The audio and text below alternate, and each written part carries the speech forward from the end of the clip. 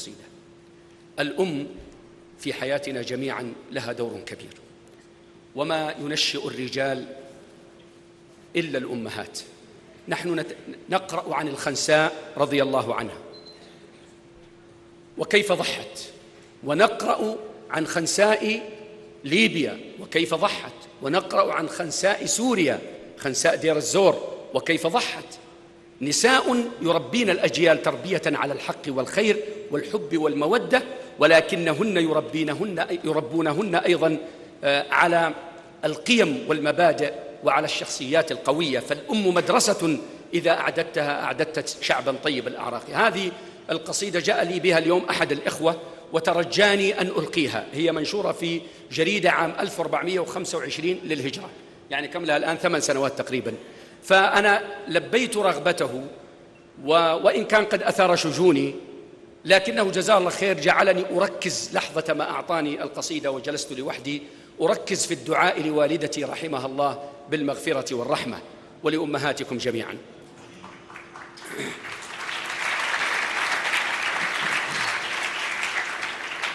أحزنني هذا الأخ الكريم حينما أعطاني القصيدة، لأنها كتبت ووالدتي ما تزال على قيد الحياة، ولكنها قصيدة أعجبتني وسرني أنها جاءت، لأنني عبرت فيها عن مشاعري نحو أمي مباشرة.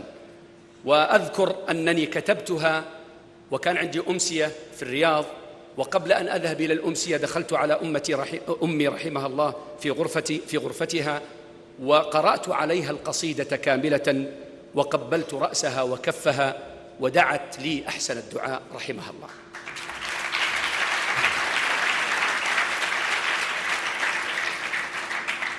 تلقاك مني لوعة الأشواق، وتوله في قلبي المشتاق. يلقاك مني روض إحساس الذي ما زال روضا باسم الأوراق. يلقاك نبض القلب، حبك راسخ، وجلال قدرك منه في الأعماق.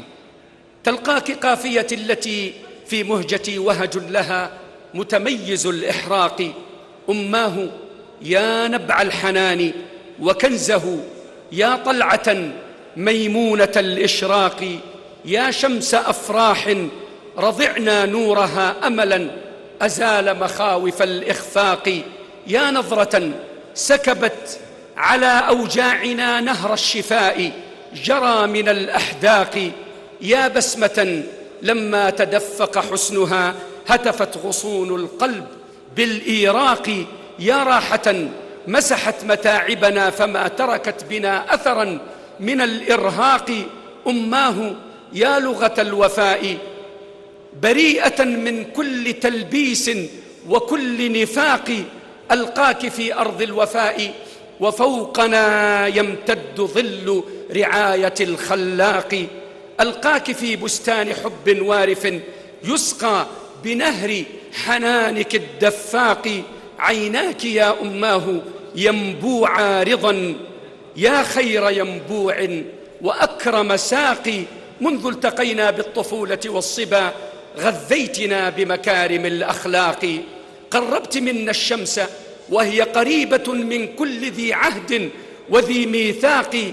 علمتنا معنى اللجوء لربنا لما تفيض مدامع الآماق. هو منقذ الإنسان من كرباته ومقدر الآجال والأرزاق. قدمت مفتاح الدعاء فلم نجد بوابة تشكو من الإغلاق. ما زلت أذكر يوم كنا صبية والقرية الحسناء دار وفاق.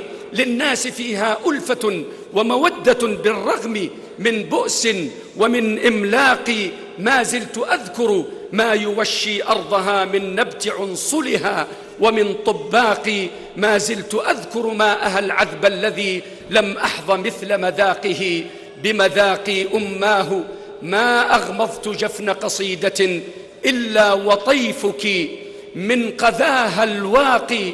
أبصرت في أفق الأمومة غيمة ميمونة الإرعاد والإبراق. من وجهك المحبوب ندف غمامها وحنينها من قلبك الدفاق.